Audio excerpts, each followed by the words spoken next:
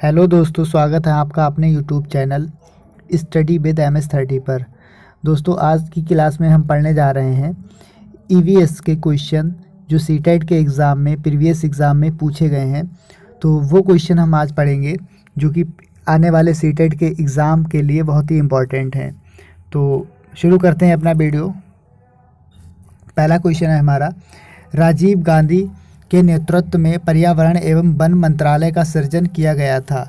तो ये कब किया गया था, ये पूछा गया है।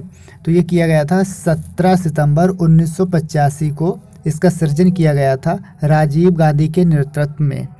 दूसरा क्वेश्चन देखते हैं, पर्यावरण संरक्षण अधिनियम पारित कब किया गया था। ये क्वेश्चन कई बार पूछा गया है। तो ये 1986 में पूछा गया था किया गया था। इसका अधिनियम का जो पारित किया गया था वो 1986 में किया गया था।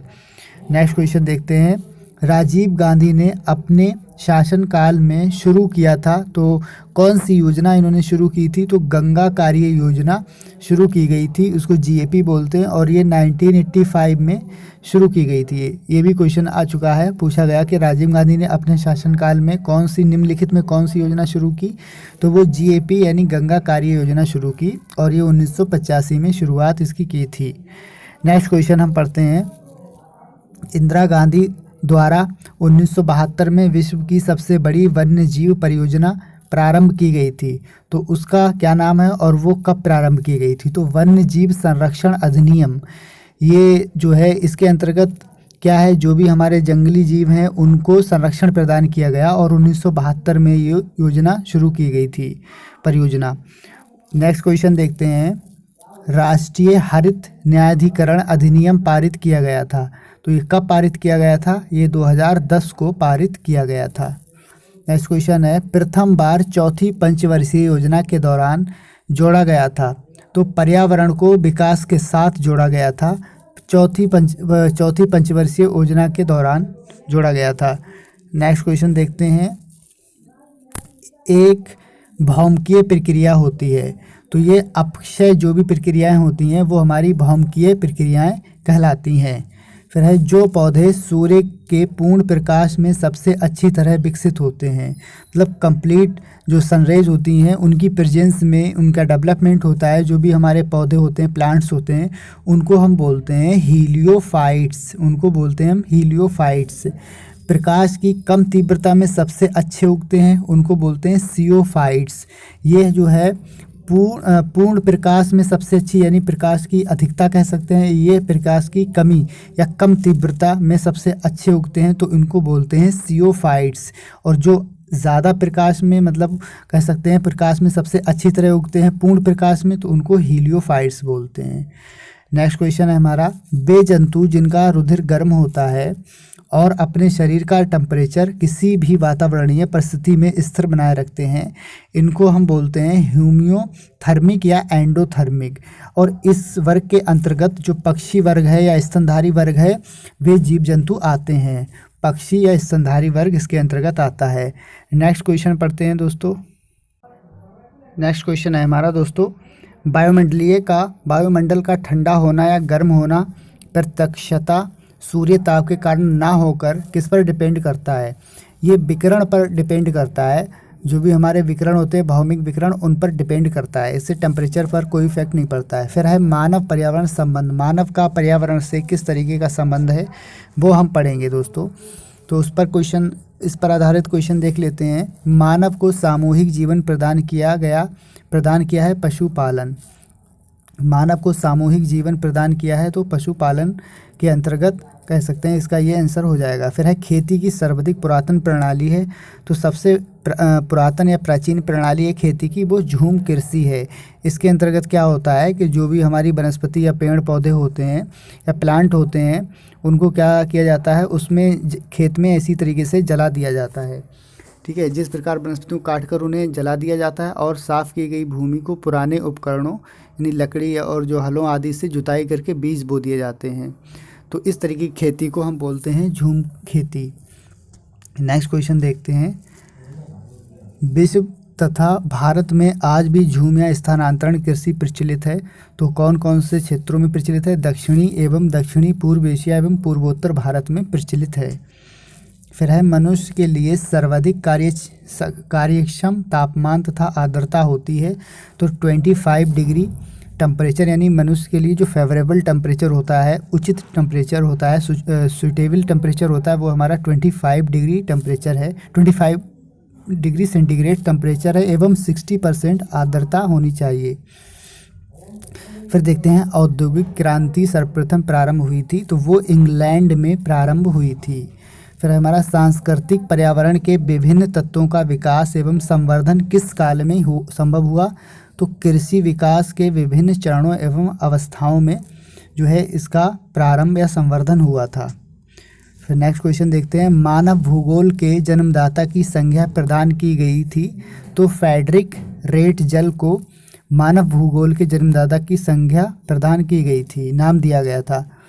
नेक्स्ट क्वेश्चन है, पर्यावरणीय समस्याओं का प्रादुर्भाव प्रारंभ हुआ है औद्योगिक क्रांति एवं आर्थिक निश्चयवाद से। मेघ बीजन में यौगिकों का प्रयोग किया जाता है, तो ठोस कार्बन डाइऑक्साइड और एवं आयोडीन के यौगिक का प्रयोग किया जाता है। नेक्स्ट क्वेश्चन की तरफ बढ़ते हैं दोस्तों। नेक्स्ट क्वेश्चन है हमारा, इकोलॉजी शब्द का प्रयोग सर्वप्रथम किया गया था, तो इकोलॉजी शब्द का प्रयोग सर्वप्रथम अर्नेस्ट हैकल के द्वारा 1869 में किया गया था और पारिस्थितिकी के जनक की संज्ञा ये भी इन्हीं को, अर्नेस्ट हैकल को ही दी जाती है, पारिस्थितिकी के जनक। अगर क्वेश्चन आ जाए पारिस्थितिकी तंत्र के जनक, तो वो टेंसले हो जाएंगे, वो टेंसले को माना जाता है, कहा जाता है। फिर है पारिस्थितिकी के अंतर्गत पारस्परिक अध्ययन किया जाता है, तो वातावरण और जो जीव समुदाय होता है उसका अध्ययन किया जाता है।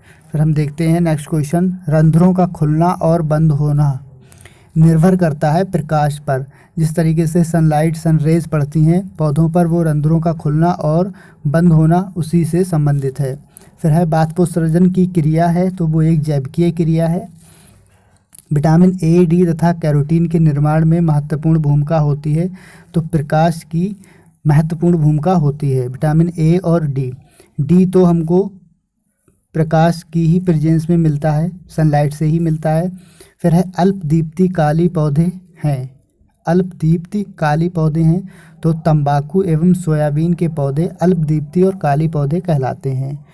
फिर नेक्स्ट क्वेश्चन की तरफ बढ़ते हैं दोस्तों, छाया प्रिय पौधे को कहते हैं। जो छाया प्रिय पौधे होते हैं उनको हेलियोफोबस के नाम से जाना जाता है। फिर है एंजाइम क्रियाशीलता का सर्वोत्तम ताप है, तो एंजाइम क्रियाशीलता, जो हमारे एंजाइम्स हैं बॉडी के, वो एक्टिव रहते हैं या क्रियाशील रहते हैं, सक्रिय रहते हैं, तो वो किस टेम्परेचर पर अधिकतम सक्रिय होंगे, वो 25 डिग्री से 30 डिग्री सेंटीग्रेड टेम्परेचर पर अधिकतम सक्रिय होंगे। फिर है एंजाइम का विकृतीकरण हो जाता है, मतलब एंजाइम जो हैं वो नष्ट हो जाते हैं कह सकते हैं, तो -60 से 70 डिग्री टेम्परेचर पर वो नष्ट हो जाते हैं। यह अल्पाइन वृक्ष भारत में मिलते हैं, तो ये 3600 से 4000 मीटर ऊंचाई पर ये वृक्ष पाए जाते हैं।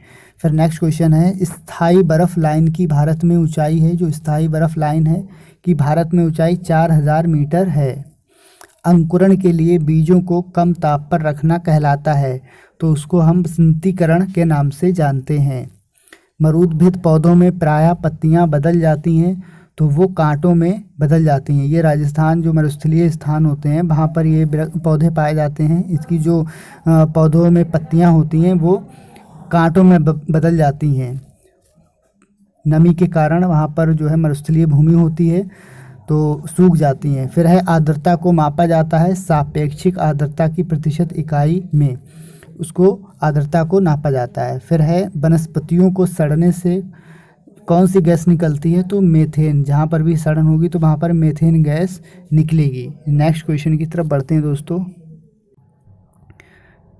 नेक्स्ट क्वेश्चन है दोस्तों कि वायुमंडल में आर्गन गैस की मात्रा पाई जाती है, तो वायुमंडल में आर्गन गैस 0.93% पाई जाती है और ऑक्सीजन 21% पाई जाती है। नाइट्रोजन जो है वो 78% हमारी वातावरण में या वायुमंडल में पाई जाती है। फिर देखते हैं पौधों की सभी पोषक तत्वों से युक्त कार्बनिक पदार्थ हैं, तो वो ह्यूमस हैं।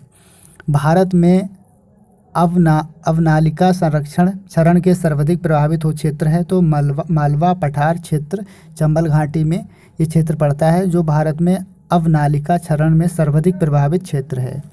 संसार का सबसे बड़ा लोएस मैदान स्थित है, वो चीन में स्थित है। नेक्स्ट क्वेश्चन की तरफ बढ़ते हैं। वायु द्वारा उड़कर दूसरे स्थान पर पहुंची मृदा कहलाती है, वतोड़ मृदा कहलाती है। अधो मृदा के संस्तर को कहते हैं, तो संस्तर बी के नाम से जानते हैं। मृदा में औसतन कार्बनिक पदार्थ पाया जाता है, तो 5% कार्बनिक पदार्थ मृदा में उपस्थित होता है।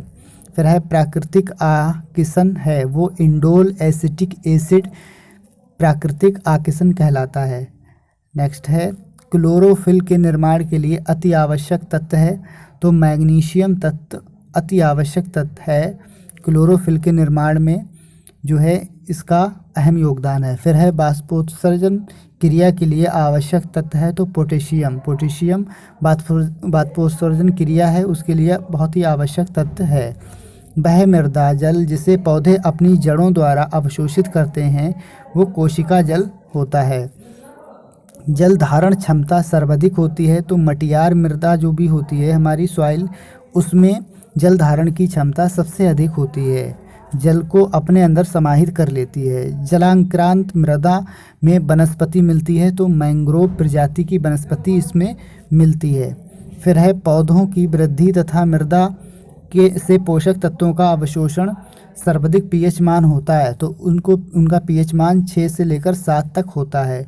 पीएच मान 7 हमारा जिन भी तत्वों का होगा या जिन भी कंपाउंड का होगा, ठीक है, तो उनको हम उदासीन स्केल के अंतर्गत रखते हैं, और अगर 7 से नीचे है तो वो हमारे एसिडिक होते हैं। 7 से अगर अपर है तो हमारे वो बेस प्रॉपर्टी के अंतर्गत आते हैं।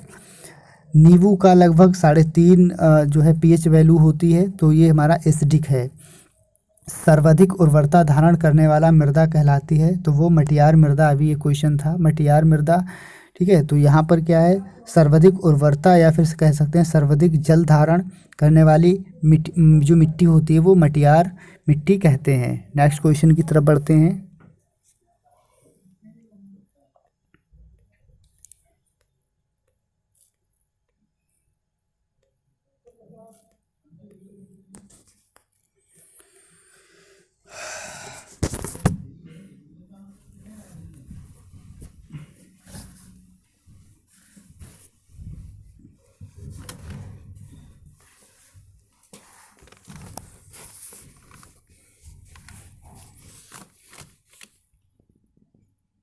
दोस्तों नेक्स्ट क्वेश्चन है हमारा, सर्वाधिक उर्वर मृदा एवं मिट्टी, तो वो कौन सी होती है, वो दोमट मिट्टी या दोमट मृदा होती है, इसको जलोढ़ मिट्टी भी के नाम से जानते हैं।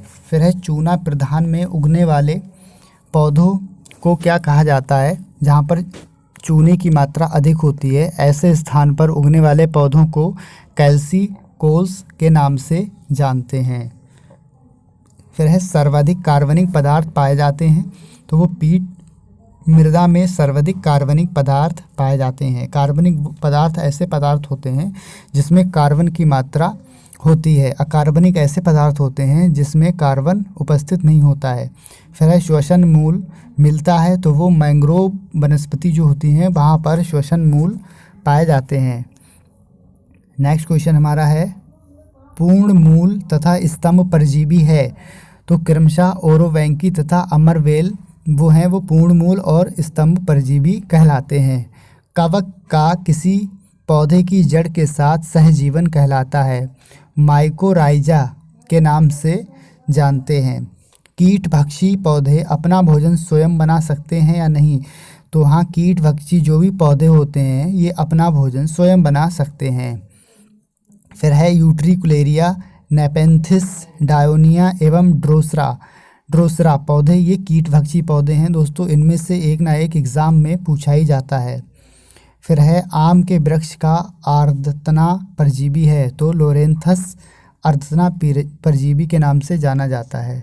नेक्स्ट क्वेश्चन है, पारिस्थितिकी अध्ययन की आधारभूत इकाई कहलाती है, तो वो पारिस्थितिकी तंत्र के नाम से जानते हैं। पारिस्थितिकी तंत्र का प्रमुख चालक बल माना जाता है सॉइक विकिरण को प्रमुख चालक बल माना जाता है पारिस्थितिकी तंत्र का। फिर है आहार जाल यानी फूड वेब्स की विविधता में वृद्धि का पारिस्थितिकी तंत्र पर क्या प्रभाव पड़ता है, तो स्थिरता में वृद्धि होती है, स्टेबिलिटी बढ़ती है इससे। नेक्स्ट क्वेश्चन देखते हैं, सामान्य पारिस्थितिकी तंत्र की स्थिरता प्राप्त होती है तथा कायम रहती है स्वयं साम्यावस्थित क्रियाविधि के द्वारा सामान्य पारिस्थितिकी तंत्र की स्थिरता प्राप्त होती है या फिर कायम रहती है, स्टेबल होती है। नेक्स्ट क्वेश्चन है, पारिस्थितिकी तंत्र शब्द का प्रयोग सर्वप्रथम किसने किया था, तो वो किया था एजी टेंसले ने। और पारिस्थितिकी सिर्फ और सिर्फ पारिस्थितिकी शब्द का प्रयोग सर्वप्रथम हैकल ने किया था और पारिस्थितिकी तंत्र का प्रयोग जो है वो टेंसले ने किया था। फिर है श्वसन की क्रिया, श्वसन एक अपचायक क्रिया है। नेक्स्ट क्वेश्चन की तरफ बढ़ते हैं दोस्तों हम कम समय में अधिक से अधिक क्वेश्चन पढ़ेंगे।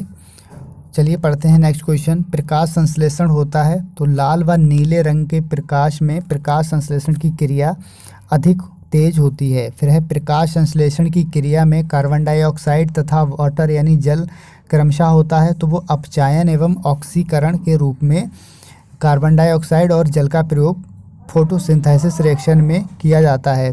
फिर है सभी उपभोक्ताओं में गुण पाया जाता है। फिर है परपोषी गुण सभी उपभोक्ताओं में पाया जाता है। फिर है द्वितीयक उत्पादन कहते हैं, तो द्वितीयक उत्पादन वो होते हैं जो परपोषी उपभोक्ता जंतुओं को द्वितीयक उत्पादक कहते हैं। फिर है वे जंतु जो दूसरे जंतुओं का शिकार करके अपना भोजन प्राप्त करते हैं वो कहलाते हैं प्रेडेटर्स, उनको प्रीडेटर्स बोलते हैं। वो जंतु जो दूसरे जंतुओं का शिकार करके अपना भोजन प्राप्त करते हैं उनको प्रीडेटर्स बोलते हैं। कुछ जंतु शाकाहारी एवं मांसाहारी दोनों होते हैं, वो कहलाते हैं सर्वभक्षी। प्रकृति का मेहतर स्कैवेंजर किसे कहा जाता है, जो भी अपघटक एवं कवक होते हैं उनको प्रकृति का मेहतर या स्कैवेंजर कहा जाता है। फिर जीवीय एवं अजीवीय घटकों में संबंध स्थापित करते हैं, तो अपघटक जो हैं वो जैवीय और अजैवीय घटकों में संबंध स्थापित करते हैं। फिर हमारा नेक्स्ट क्वेश्चन है, किसी भी पारिस्थितिकी तंत्र में एक निश्चित समय में अजीवीय पदार्थ की मात्रा का संज्ञा प्रदान की जाती है, वो है खड़ी अवस्था यानी स्टैंडिंग स्टेट। नेक्स्ट क्वेश्चन है दोस्तों, खाद्य श्रृंखला में ऊर्जा का प्रवाह होता है तो वो एक ही दिशा में ऊर्जा का प्रवाह होता है। एक संपूर्ण समुदाय के सभी जीवों में संबंध स्थापित करता है, तो वो खाद्य जाल जो खाद्य श्रृंखला होती है वो संपूर्ण समुदाय के जीवों में संबंध स्थापित उसके ज़रिए से होता है। ऊर्जा का प्रवाह एक ही दिशा में होते हुए भी कई पौधों से गुजरता है, वो खाद्य जल में। नेक्स्ट है, पारिस्थितिकी विज्ञान में ऊर्जा मापने की इकाई होती है तो ऊष्मा। फिर है प्रकृति की एक क्रियात्मक इकाई है, तो पारिस्थितिकी तंत्र प्रकृति की क्रियात्मक इकाई मानी जाती है। नेक्स्ट क्वेश्चन है हमारा कि पारिस्थितिकी तंत्र की विचारधारा को कार्ल मोबियस तथा फोर्ब्स ने संज्ञा प्रदान की है, तो इसको संज्ञा दी है, जो नाम दिया है वो है बायोसेनेसिस तथा माइक्रोस्कोम, बायोसिनोसिस तथा माइक्रोकॉस्म।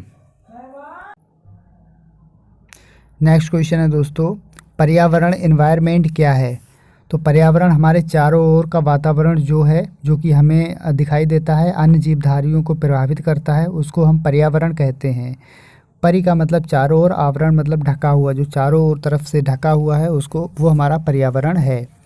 भारत में सबसे अधिक वन किस प्रदेश में पाए जाते हैं, तो वो मध्य प्रदेश में सबसे अधिक वन पाए जाते हैं।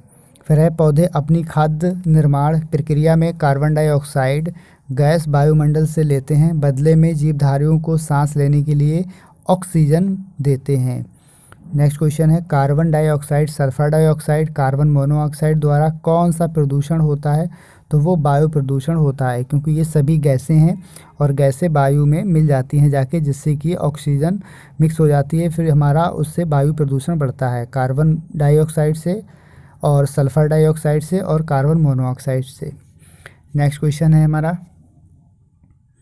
बायोकेमिकल ऑक्सीजन की डिमांड परीक्षा किस प्रदूषण को मापने के लिए की जाती है, तो वो जल प्रदूषण को मेजरमेंट करने के लिए की जाती है। फिर है प्रॉक्सी प्रॉक्सीस्टल नाइट्रेट PAN क्या है? तो वो वायु प्रदूषक है। राष्ट्रीय पर्यावरण अनुसंधान केंद्र कहाँ स्थित है? वो नागपुर में स्थित है। नागपुर महाराष्ट्र में पड़ता है। नेक्स्ट क्वेश्चन है, वायुमंडल में ओजोन परत हमारी रक्षा किन कारणों से करती है? तो जो परावैंगनी किरणें सूर्य से आती हैं, जो उसको ओजोन लेयर हमारी प्रोटेक्ट करती यानी रोकती है। तो वायुमंडल में कौन सी गैस सर्वाधिक मात्रा में पाई जाती है? तो वो नाइट्रोजन है, वो 78% वायुमंडल में पाई जाती है। और ऑक्सीजन जो है वो 21% पाई जाती है। नेक्स्ट क्वेश्चन है हमारा, आकाश नीला किसके कारण दिखाई देता है? तो आकाश का रंग नीला हमको नीले रंग के प्रकीर्णन के कारण दिखाई देता है, क्योंकि नीला रंग समुद्र से उठाया जाता है, वहाँ उसका प्रकीर्णन होकर आसमान का कलर हमको नीला दिखाई पड़ता है। विश्व पर्यावरण दिवस किस तिथि को मनाया जाता है? तो वो 5 जून को विश्व पर्यावरण दिवस मनाया जाता है।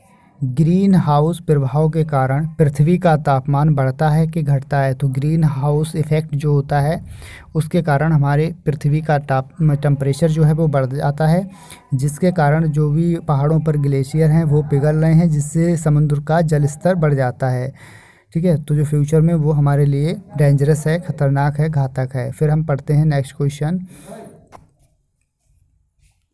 नेक्स्ट क्वेश्चन है, पर्यावरण का दुश्मन किस वृक्ष को माना जाता है? तो पर्यावरण का दुश्मन यूकेलिप्टस यानी सफ़ेदा पेड़ को माना जाता है। नेक्स्ट क्वेश्चन की तरफ बढ़ते हैं।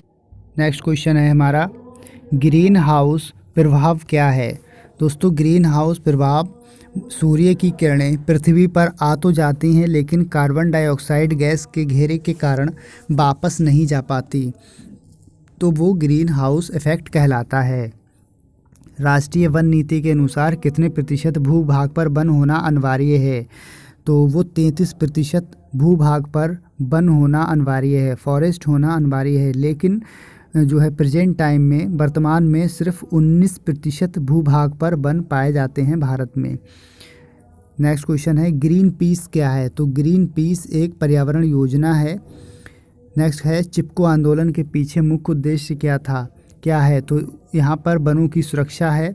वनों की कटाई हुई थी, जिससे वहाँ के निवासी, वहाँ के लोग जो थे वनों से चिपक गए थे, जो है उसका विरोध कर रहे थे वनों की कटाई का, इसलिए ये चिपको आंदोलन यहाँ पर शुरू हुआ था। नेक्स्ट क्वेश्चन है, भारत सरकार द्वारा केंद्र में पर्यावरण विभाग की स्थापना किस वर्ष की गई? तो वो 1980 में की गई थी।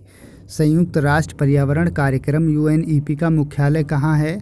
तो इसका मुख्यालय, UNP का मुख्यालय नैरोबी केन्या में पड़ता है। फिर है, फोटोकॉपी मशीन में कौन सी गैस उत्पादित होती है?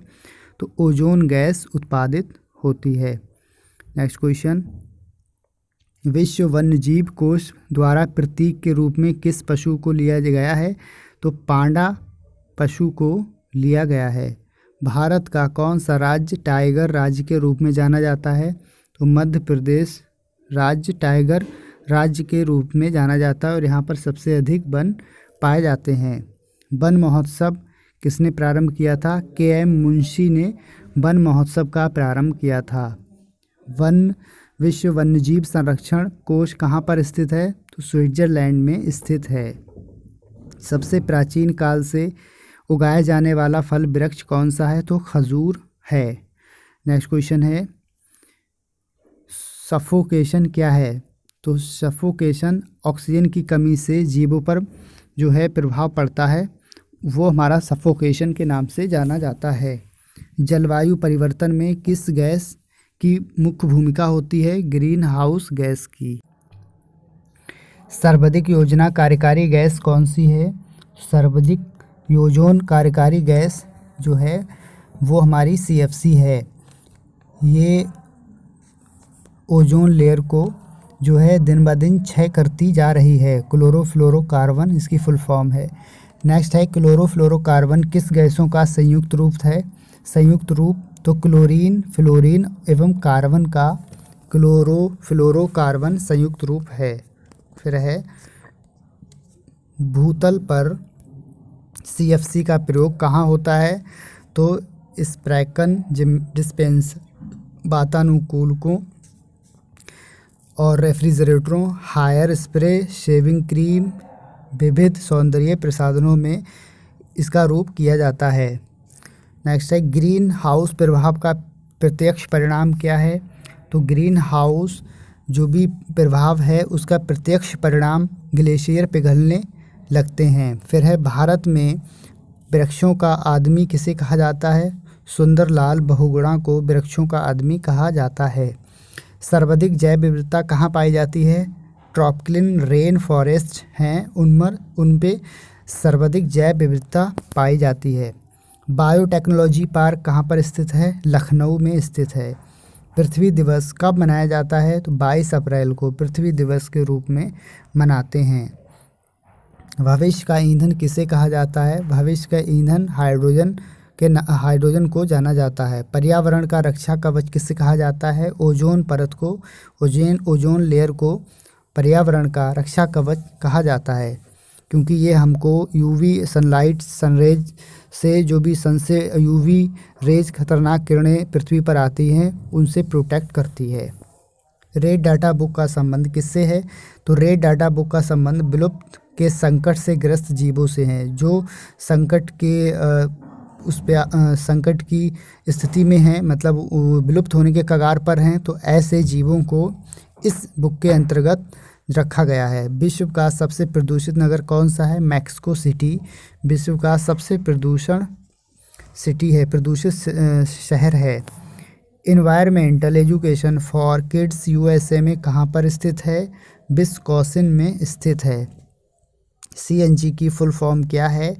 कंप्रेस्ड नेचुरल गैस सीएनजी की फुल फॉर्म है। ध्वनि प्रदूषण कितने डेसिबल माना जाता है? ध्वनि प्रदूषण 65 डेसिबल से अधिक की जो है वो ध्वनि प्रदूषण के अंतर्गत रखा जाता है।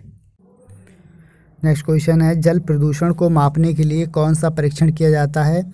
बायोकेमिकल ऑक्सीजन डिमांड परीक्षण किया जाता है। ताजमहल के पीले पड़ने तथा उसके क्षरण होने का मुख्य कारण क्या है? तो इसका मुख्य कारण है अम्लीय वर्षा का होना। मानव द्वारा निर्मित उपग्रह कहाँ स्थापित होते हैं?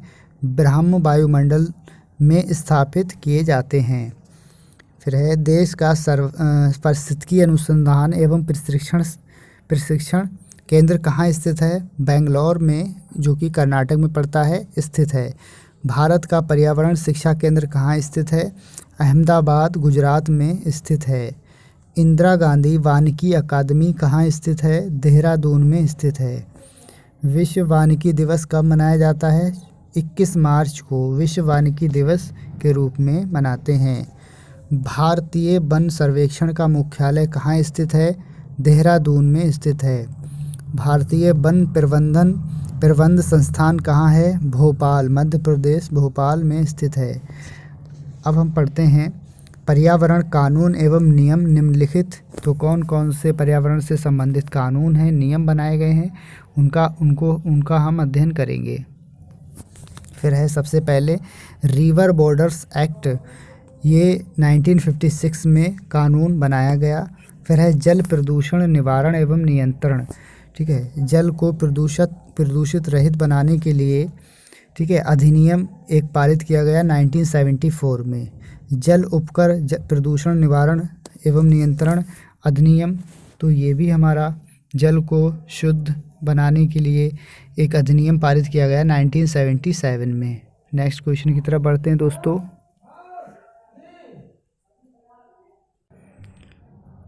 नेक्स्ट है पर्यावरण संरक्षण अधिनियम, ये 1986 को लागू किया गया।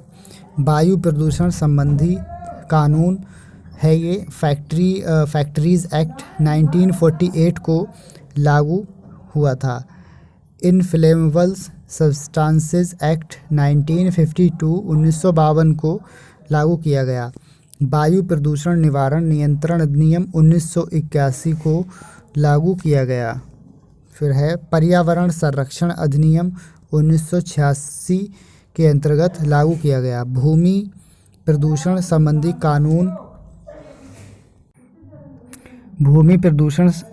कानून वो 1948 में बना था। इंडस्ट्रीज डेवलपमेंट एंड रेगुलेशन अधिनियम 1951 के अंतर्गत बनाया गया। इंसेक्टिसाइड्स एक्ट 1968 के अंतर्गत ये अधिनियम पारित किया गया। Urban land ceiling and regulation act 1976 को लागू किया गया।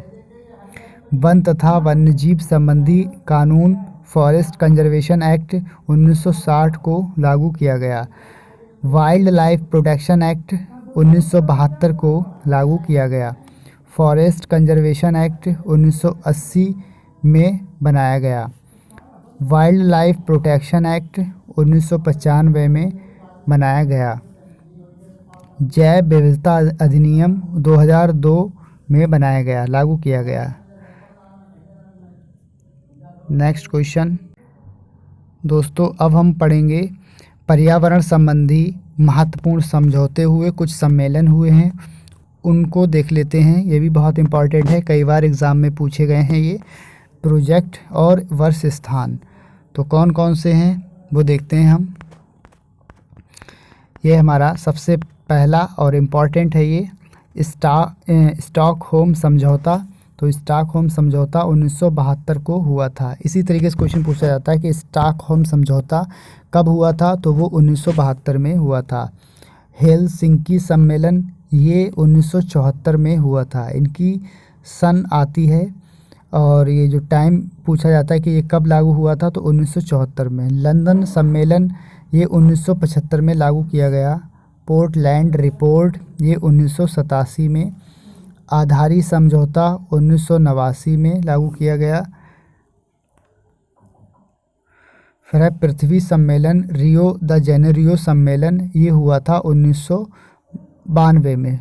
सॉरी, यहाँ पे लागू नहीं, ये समझौते हुए थे, इस सन में ये समझौते हुए थे। फिर है जोहान्सबर्ग सम्मेलन, ये 2002 में समझौता हुआ था।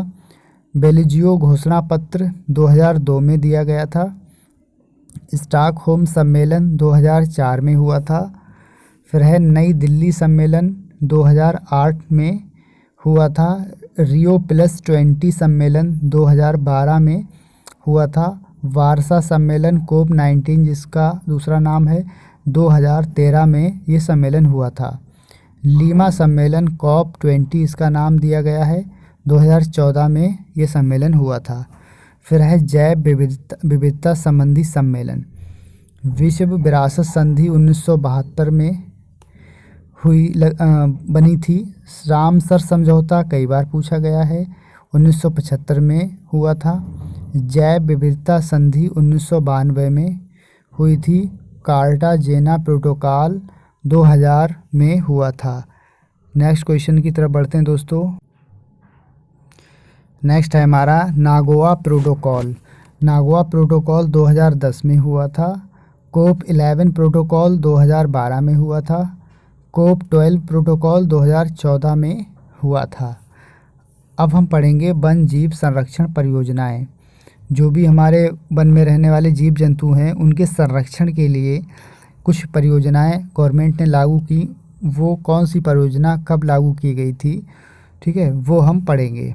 फिर है हमारा हंगुल परियोजना, ये 1970 में लागू की गई थी। नेक्स्ट क्वेश्चन है कस्तूरी मृग परियोजना। इसकी शुरुआत 1972 में हुई थी और ये कस्तूरी मृग है, इसके संरक्षण के लिए इस परियोजना का गठन किया गया था। फिर है बाघ परियोजना, ये बाघों को संरक्षित करने के लिए इस परियोजना का गठन किया गया था और ये 1973 में गठित की गई। फिर है गिर सिंह परियोजना, ये 1973 में इसका जो है संगठन किया गया, संगठित किया गया। फिर है घड़ियाल परियोजना, और घड़ियाल परियोजना लागू की गई 1975 में। गैंडा परियोजना ये 1987 में बनाई गई। हाथी परियोजना 1992 में। लाल पांडा परियोजना 1996 में। गिद्ध संरक्षण परियोजना 2006 में। कछुआ संरक्षण परियोजना 2008 में लागू की गई थी। नेक्स्ट क्वेश्चन की तरफ बढ़ते हैं दोस्तों। हमारा पर्यावरण कुछ दिवस हैं, सप्ताह एवं वर्ष हैं, तो उनको कौन से दिवस में कौन सा दिवस पड़ता है, तो देख लेते हैं। राष्ट्रीय विज्ञान दिवस ये 28 फरवरी को मनाते हैं। विश्व वानिकी दिवस 21 मार्च को मनाया जाता है। फिर है हमारा विश्व जल दिवस, ये 22 मार्च को मनाया जाता है। विश्व स्वास्थ्य दिवस 7 अप्रैल को मनाया जाता है। पृथ्वी दिवस 22 अप्रैल को मनाया जाता है। विश्व जैव विविधता दिवस ये 22 मई को मनाया जाता है। नेक्स्ट है तंबाकू मुक्ति दिवस, ये 31 मई को मनाया जाता है। विश्व पर्यावरण दिवस 5 जून को मनाया जाता है। विश्व जनसंख्या दिवस 11 जुलाई को मनाया जाता है। विश्व ओजोन दिवस 16 सितंबर को मनाया जाता है। विश्व वन्यजीव दिवस ये 3 मार्च को मनाया जाता है। फिर है संयुक्त राष्ट्र दिवस 24 अक्टूबर को मनाया जाता है। राष्ट्रीय पर्यावरण जागरूकता माह ये 19 अक्टूबर को मनाया जाता है। राष्ट्रीय पक्षी दिवस 12 नवंबर को मनाया जाता है। विश्व पर्यावरण संरक्षण दिवस 26 नवंबर को मनाया जाता है। मानव अधिकार दिवस 10 दिसंबर को मनाया जाता है। और वन महोत्सव जुलाई एवं फरवरी का प्रथम सप्ताह, वन महोत्सव जो है वो जुलाई एवं फरवरी का प्रथम सप्ताह को मनाया जाता है। तो दोस्तों ये थे हमारे पर्यावरण से संबंधित मोस्ट इम्पॉर्टेंट क्वेश्चन। ये एग्ज़ाम, जब भी एग्ज़ाम हो आपका ये क्वेश्चन पढ़कर जाइए, आपको इनसे रिलेटेड और इसी टाइप के क्वेश्चन आपको देखने को मिलेंगे। और बहुत ही इंपॉर्टेंट है, प्रीवियस ईयर के क्वेश्चन हैं दोस्तों। अगर आपने चैनल को सब्सक्राइब ना किया है तो सब्सक्राइब कर लीजिए, इसी तरीके के मोस्ट इंपॉर्टेंट क्वेश्चन आपको पढ़ने को मिलेंगे। मिलते हैं नेक्स्ट वीडियो में, तब तक के लिए नमस्कार।